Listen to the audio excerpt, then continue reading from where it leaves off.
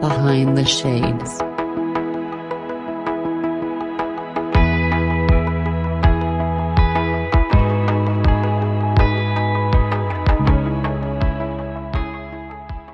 Hello, Kim. How are you doing today? I am doing amazing. I'm super excited to be here. I am I'm ready to share all of this great information that I have for working moms. Perfect. And we are glad to have you here because, as you mentioned, you're going to speak to us about working mothers, making sure that they can go from exhausted, which a lot of mothers are, and surviving to recharge and thriving. So, before we get into, I guess, how you came across this journey and how you're going to help mothers and everything along that line. Why don't you bring us up to speed and give us the genesis of how you did this and how you got started? But introduce yourself and let us know a little bit about who you are and where they can find you. Okay, perfect. So I'm Kim Story. I am a master certified life coach and a clinical therapist in the mental health world. I've been doing that for about 18 years. You can find me, Facebook is Kim Story Coaching. My private Facebook group for my working moms out there who need to go from surviving to thriving is under the Working Mom Mindset Reset. Or if you go to Kim Story Coaching, you'll also find me there. You find me on Instagram, Kim Story Coaching, kind of the same theme. I kind of kept it consistent. So most social media outlets, that's where you're going to find me. So I look forward to having others join many other working moms out there in this journey of really trying to find a way to come up with your own unique, and I say unique and unapologetic mindset that works for you, because that truly is where you're going to find the ability to thrive in life. We spend a lot of time doing many other things and juggling a lot of responsibilities, and we lose ourselves in that mission. So that's kind of where you'll find me, and how I got to that spot is I really, in my work, I've worked with women and families for a really long time. And even when I was kind of focused on children early in my career and mental health, it was the moms. The moms are just like, I've got my kids who are struggling and I'm trying to make time for my career. And I'm trying to also be a good, wife or a good partner. And I don't know how to do all of this. I don't know how to meet the demands of everything that's coming to me. So a lot of times I felt like my attention would be shifted back to the mom and trying to help her understand how to manage her child with mental health needs, but also keep herself sane at the same time. So that kind of spiraled into, where I really just started focusing more with women, not necessarily working moms at the time, a lot of women with trauma in their background. And then being a mom of 5, I've really kind of lived the journey along with thriving in my career in many different ways to kind of firsthand know what we need to do most to help ourselves. And it's really not that hard. It's a secret, but I'll share it with you here in a little bit. Perfect. So, mothers wear many hats. And I think they could all agree that they're a wife, they're a mother, and they're still trying to remember, many of them, right? Who they were before they were these two things. But now they're trying to navigate and show the world that, hey, I'm all these things and then some. In other words, they're all Wonder Woman. Some look just Yes. as good, just as Yeah, strong, and just as absolutely. dedicated. So, when you decided to work with women and do this, how did you, why did you start working with women in this way? Mhm. I really just the need. I mean, the need is so big out there. And I think it was more of, when I was transforming from just mental health counseling to life coaching, is that, there is the stigma out there about mental health, which is always something I'm trying to bring awareness to. But not everyone views themselves as, that I need therapy or I don't have time for therapy. Therapy makes me look like I'm weak and that I don't have all my stuff together.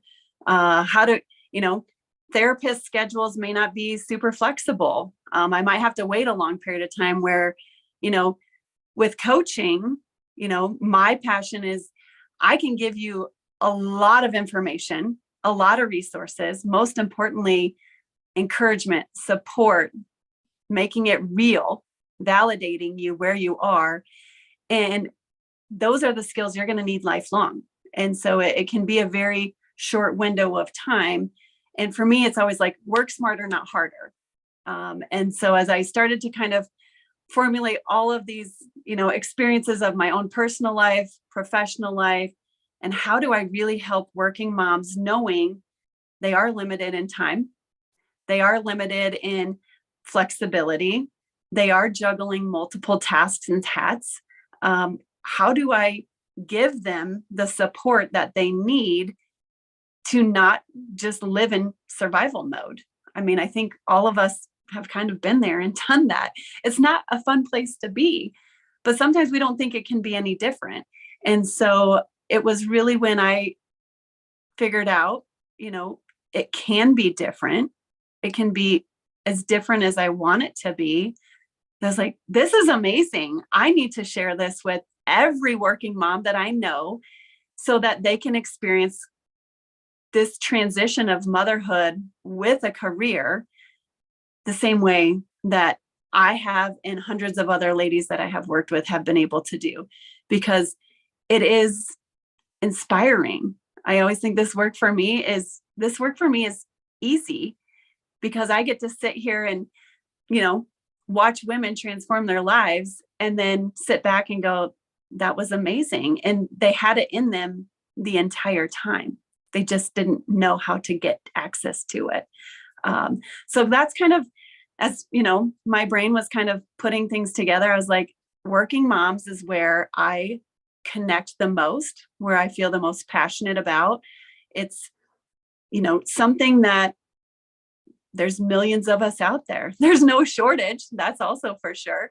And, in a lot of my research in mental health, they say 40% of working moms are diagnosed with anxiety and or depression. And my radar was like, I'm pretty sure it's like 99. It's just the other, 60%, 59% of us don't go in to get that help and support that we need, but that doesn't mean it doesn't exist. And so shifting away from therapy into coaching seemed to kind of really help me have better access to way more working moms out there than I could as a therapist. We're limited based on licensure of what we can do in that space. So coaching was my way to help more working moms be more impactful and really give them the same transformation that I would with any working mom that I worked with. We live in a time now where there's more women in the working environment than ever before, right? And Yes. as a result, we have women who are perhaps having children later on in life as a result. But you come along and you're like, ladies, you can do both perhaps at the same time. You just need a little bit of guidance, because maybe generations ago it was work, family, then so on. It was more of like a structure where you did one after the other. But many women these days are trying to do two or more at the same time, right?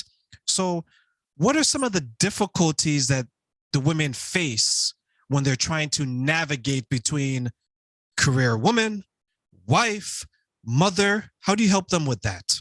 Yeah. A lot of it comes down to, I take kind of women on a small little journey of self-exploration of their core beliefs. Like you said, a while back, my mom expected me to be a stay-at-home mom.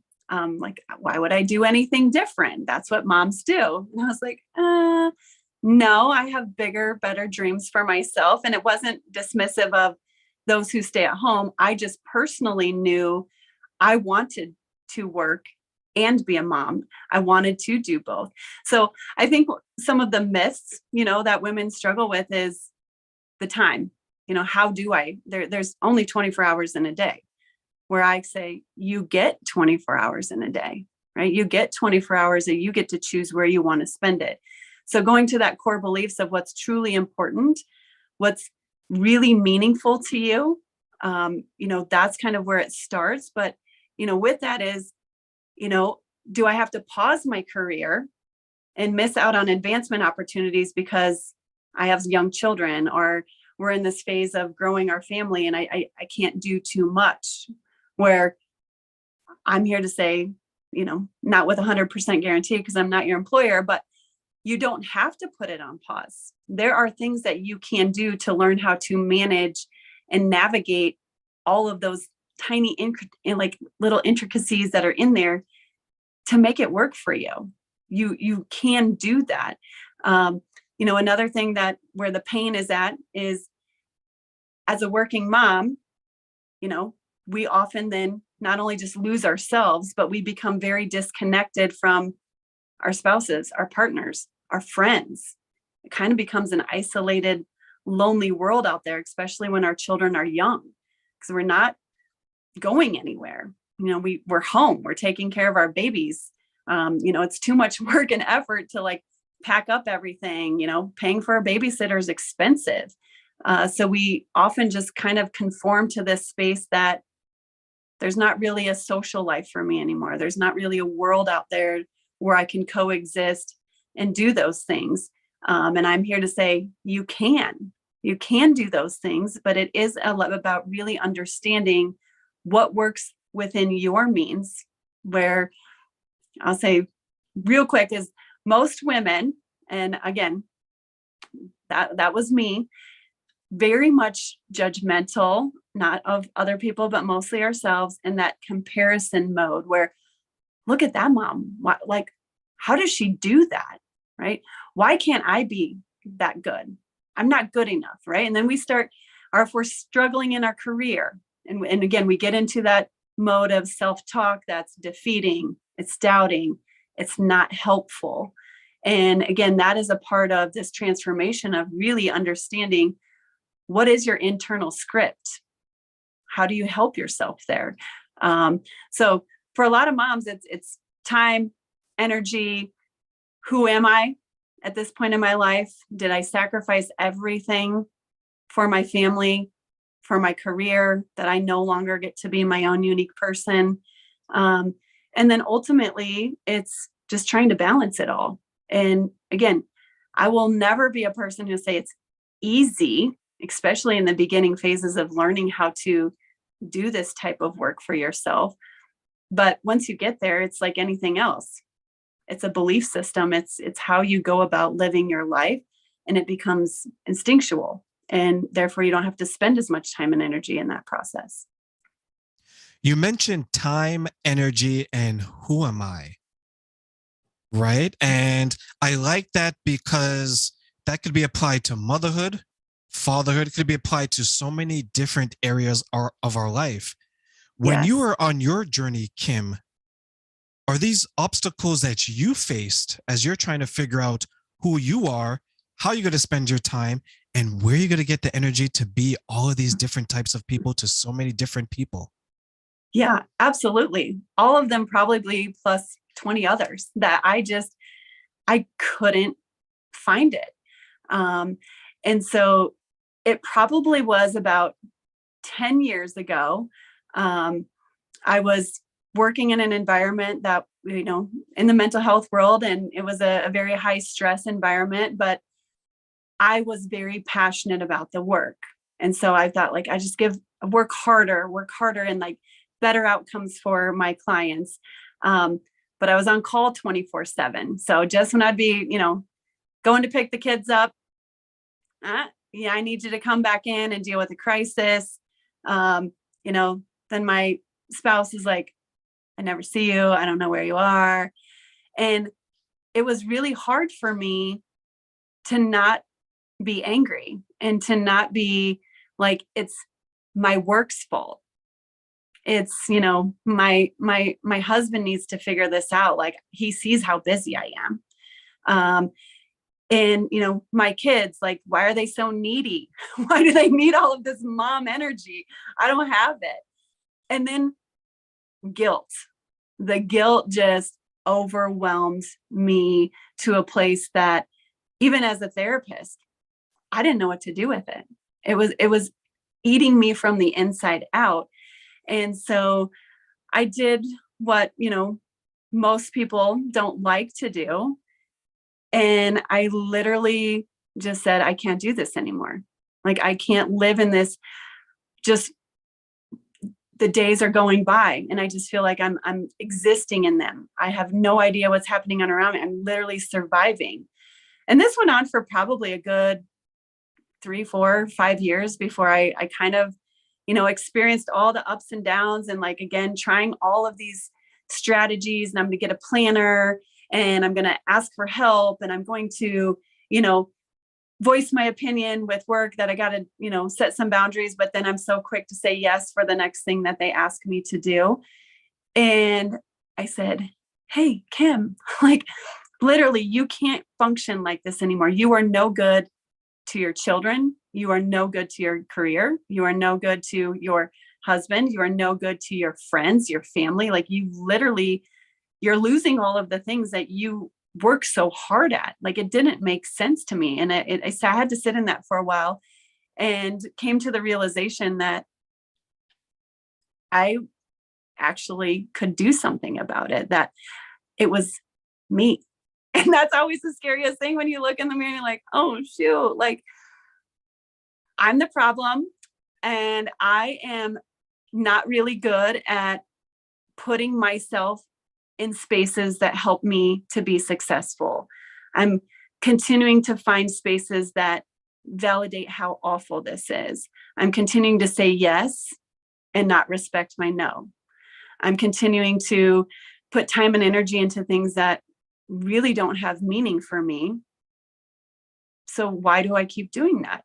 And that was when the transformation really hit home and the traction started. And again, I just became this whole, I won't say I'm this perfect person. I'm far from that, but I felt like I could do it because I was choosing where to put my time and energy. Like I said, if I wake up and I'm like, it's just another day, it's just going to go right by me and I don't know how I'm going to get it all done versus, hey, today's a different day. I know I have, I like my 8 hours. I got 16 hours to get everything done. And if I use that time in a manner that is helpful to me, I can at least feel good about it. I can celebrate small wins along the way, which again, if I'm not over here wasting my energy thinking about how much I'm failing and I'm putting that energy into the things that are actually going well and keep me motivated, it's a game changer. It literally makes a huge difference, something that small of thinking about how you look at what you do every single day. So I went through all of the lows to a place where I was about ready to quit my job, change the feel like I'm never working with people again. My children were, getting out of the toddler phases. I wasn't sure what that was going to look like. My relationship was very rocky at that time. And mostly just because I wasn't prioritizing. I thought I was prioritizing everything really well. I was a great multitasker. No, I wasn't.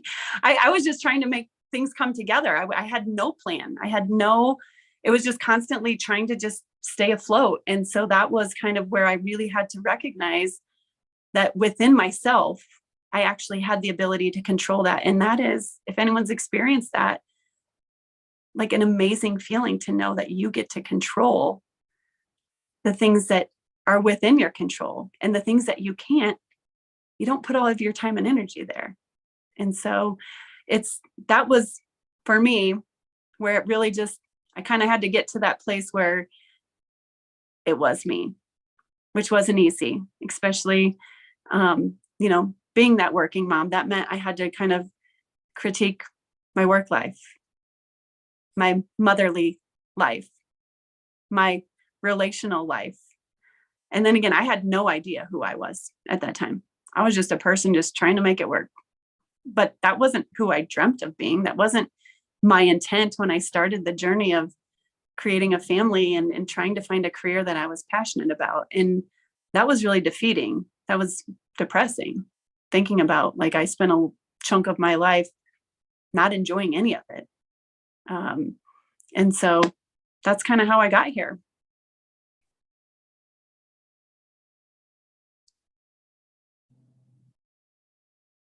So Kim, so that's a beautiful way to describe it, because it looks like you did a little bit of self-evaluation, right? You Mhm. understood that, hey, I can't do this anymore. I can't give my energy this way to my job. I can't give it this way to my relationship. I can't give it this way to my kids.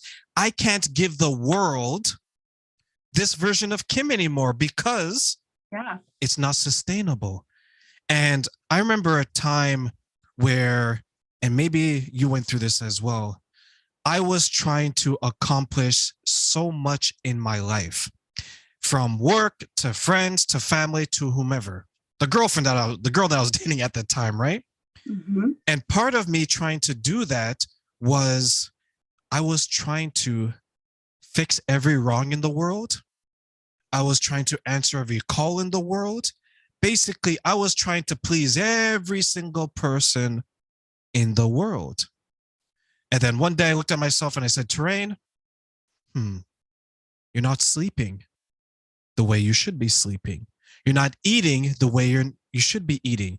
You're not enjoying life the way you should be enjoying it, regardless of the type of success that you had. And then, like you, I took a step back and I said, this is not for me. The Hmm. person that I am becoming, I don't like. And better yet, the person that I think I am going to be, continuing to do this, is not someone that I would love. When you look back Yeah. at the transformation that you had, or some of the type of revelations you had to yourself, like, I don't love this Kim. I don't like this Kim. The person that I think I'm going to become, I don't want to be that person. Absolutely. Like, you said it all right there. And it was, like I said, it was defeating. It was depressing. But the whole time I'm like, everything's great. Everything's great. But on the inside, nothing was great. And, I would say when we're trying to lie to ourselves, I would say that breeds that anxiety, and it just fuels all of those negative sensations that, again, continue to send us the message, I'm not okay. This doesn't feel right. This doesn't feel good, but I want it to be good so badly. And I hated every second of it. I mean, to being completely honest, it was miserable. I mean, there was times I'm like, I don't even know if I'm surviving. Like, if breathing is surviving, I get that. But I was operating at, like, such a bare minimum level, which, I mean, as you can see now, like, I don't operate at bare minimum. I'm energetic. I'm excited. I am passionate. And that's who I was before I lost all of that, trying to do everything, but not very well, obviously. Um, and so it's applicable to anyone in life, to be honest. I mean, just like you're not a working mom, but we go through these phases, right? And like I said, I'm super passionate about working moms because that is me. Like, I can be so relatable about how do you deal with all the womanhood stuff that comes along with childbirth and keeping your career going and trying to maintain all of the things. And if I'm not doing it well, what's the point? Um, and that was always kind of that question. I was like, why am I doing this? Like, where did I lose my purpose? Where did I lose the meaning? Like, I knew, like, consciously, I felt like I knew what that still was, but everything on the inside and subconsciously, it wasn't there. And so it was hard. It was hard. I say life is hard. I will never convince anyone that even having this type of a mindset where you can do these things by just making small tweaks in different areas of your life, still life is hard, right? But you know where to put your energy when it's hard. You know where to put your energy when it's great. But most of us don't live in great. We don't live in cupcake rainbow land a lot. when we do, I'm like, soak it up, live it up. But I don't expect that, because if I did, I'd fail most days. I have to embrace, like, being okay is still a good place to be. So it is a transformation, and it's amazing to hear that you have experienced the same thing. It's very relatable. It's common. A lot of times I'm like, it's normal that most people go through these phases of life and transitions, that you get caught up in the stuff, not intentionally. Nobody intends to make themselves not eat, not sleep, feel like crap, feel like they were losing relationships left and right that they really want to have. So it truly is like an unintentional consequence when we're not aware of what's going on within ourselves, more importantly than actually what's going on around us. I wonder sometimes if that is due to being afraid of realizing that the person that you are is no longer sufficient for the future that you want. And when you're speaking to the women that you're helping, because you mentioned guilt, like, how much does that play in when you're trying to get these women to transform? Because becoming someone that you're going to love may result in you becoming someone that someone else may no longer love. Yeah. And, I have several trainings on just guilt. um, it's so real. And again, it's an unintentional feeling. We don't do things intentionally to make ourselves feel guilty. But a lot of that comes from that script that, I'm not good enough. I'm failing. I'm too scared to try something different, even though everything is telling me to do it. Right. Even when we talk about the working part of moms is, I didn't think I would get that promotion, so I didn't even try. And now I just feel really bad that I didn't give myself a chance. Or I chose to put more energy into my family at this time in my life, and I got passed up. And now, like, was that the right choice? I don't know. And this is where that guilt can truly paralyze people. It does keep you stuck. And I like to look at guilt as kind of like it's a Band-Aid, right? We all are relatable to guilt. Guilt's kind of a universal feeling that most people understand what that is, what it feels like, things that are connected as to why people feel guilty.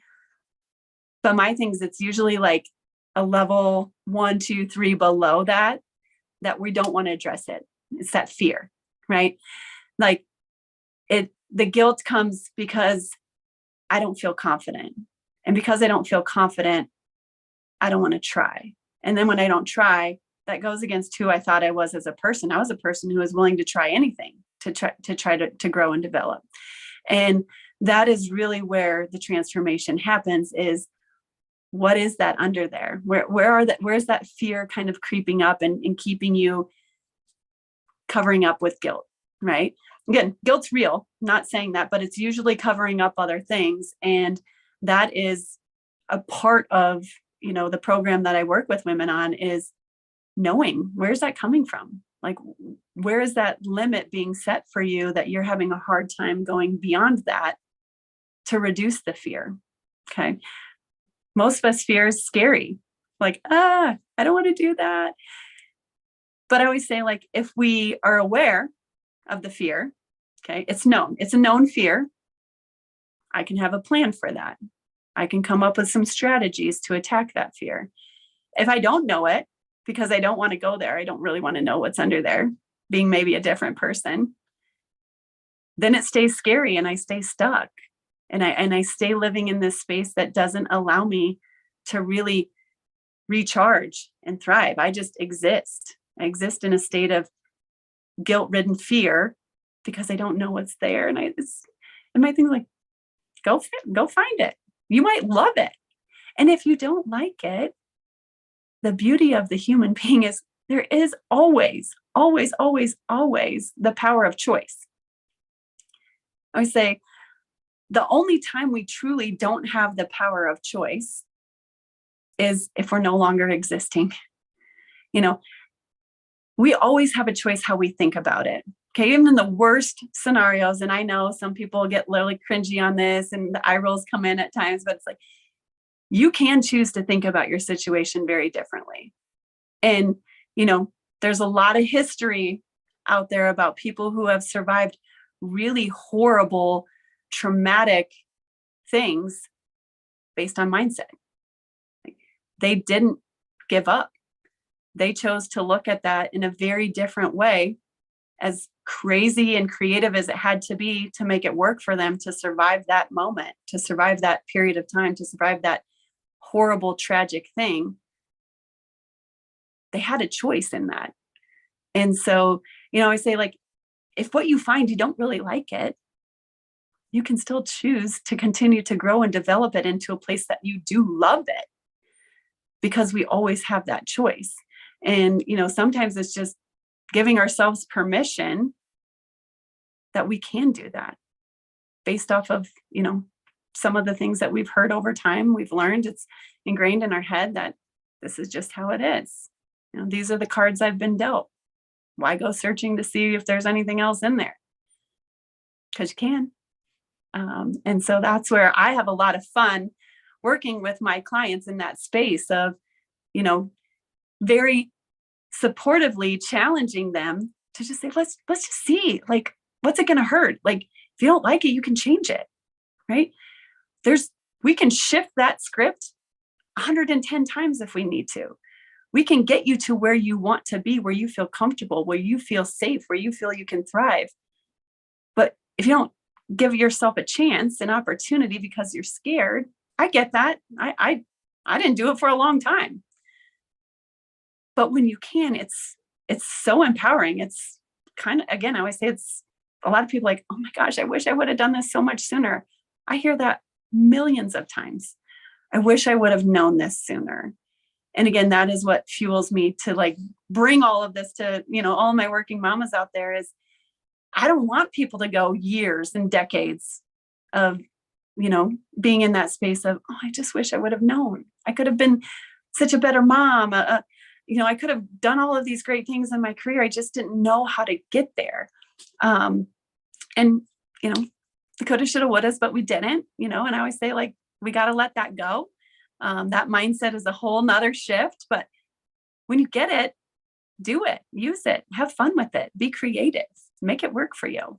And, you know, that's where I think a lot of us with that fear and guilt, it's hard to get out of that space. But when you do, it's freeing, just like you've done it. It feels amazing. It feels absolutely great, because I realized that the person I am today, because this type of conversation within myself happened in my 20s. I'm in my 30s now.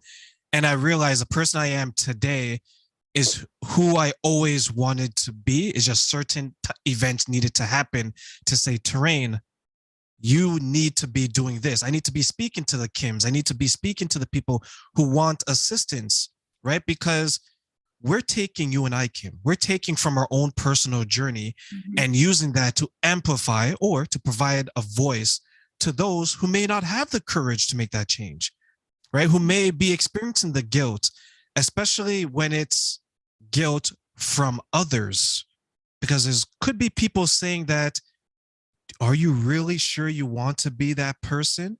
Or some of the working moms that you deal with, is the guilt more external, meaning family and friends, versus it being internal within themselves? I would say it's a pretty 50-50. I think most working moms have a 50-50 of, like, I have all of these own guilt-ridden fears of just me as a person, and am I capable, and can I do it, and I don't know if I'll like it, and what if it's too hard, and all of those. But again, working moms, you're subjected to the people in the workplace. You know, you're subjected to your children's opinions of you as they grow older. You're subjected to the opinions of, you know, if you have a spouse or a partner, or even some of your social network, your friends, your family. You know, a lot of moms get a lot of judgment from their moms. And again, it's that, I always say, it's the inherited belief system of what parenting should look like. should I be a working mom or not a working mom? And that is probably, I would say, from an external perspective, it usually comes down to how you parent that guilt that's been kind of, I say like inherited, adopted, that you didn't really get a choice in. And then you kind of just grew into it, not necessarily consciously, because that's kind of what you've seen generationally. And then they're like, I don't want to be a stay-at-home mom. I don't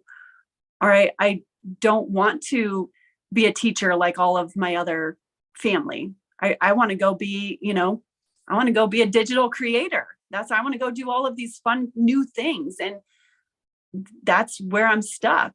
And so it is interesting to kind of see that, but I would say it's pretty 50-50 based off of my experience. Some people experience a little bit more than others, but I say we are our own worst critics. So there's always a good chunk that's sitting in there that's going to be, that doubt, that I don't think you can do it. The whole imposter syndrome is what, is the word out there now, but truly kind of talking ourselves out of things because, look at them, like they're so successful.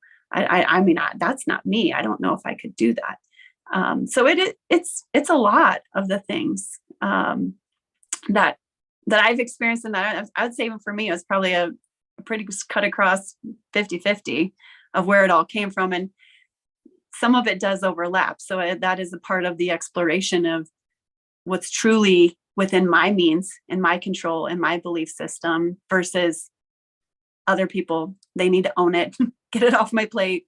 Let me find myself in the mix of this. What do I truly need and want right here, right now for me, knowing it can change. And to be honest, it will change.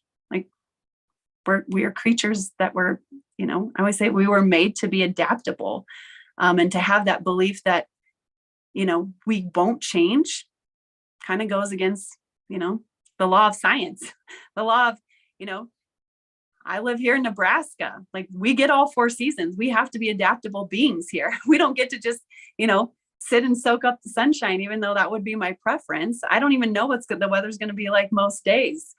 So the belief that we are created to be adaptable beings gives us that permission to know it's okay to change. And if you don't like it, you keep changing until you find what works for you. And that's something that I believe people have forgotten. They think that whoever they are today is going to be the exact same person that they are tomorrow, a month from now, or a year from now. But to your point, and to everyone listening, you can be molded. We seem to forget that we're malleable, right? We can become who we want. Like if we want to become like Supermom Jill down the street, you can be Supermom Jill down the street. If you want to be the businessman at work, you can be like Brandon, the businessman at work. It's how bad do you want it? How hard are you going to work for it? And when are you going to say, hey, I can do this because I want to? So for the next generation of moms coming up, or the people or the women who are looking to become mothers, what advice, Kim, do you want to give to them to help them along this journey? I think first and foremost is that they have a choice. They have a choice in how this journey goes. And truly through, again, that whole mindset is it doesn't have to be horrible. It doesn't have to be the first 3 months is what it looks like the rest of the time. And I would say like, as a new parent, you watch your baby change very quickly. They grow, they adapt. I mean, all the things. And so as for those who are thinking about becoming, moms who already have careers, like just know that you still have a choice in how this all plays out, and that you do get to find what works for you. And I love that you threw out there, Supermom Jill down the street, because a lot of people do that. Well, look at her.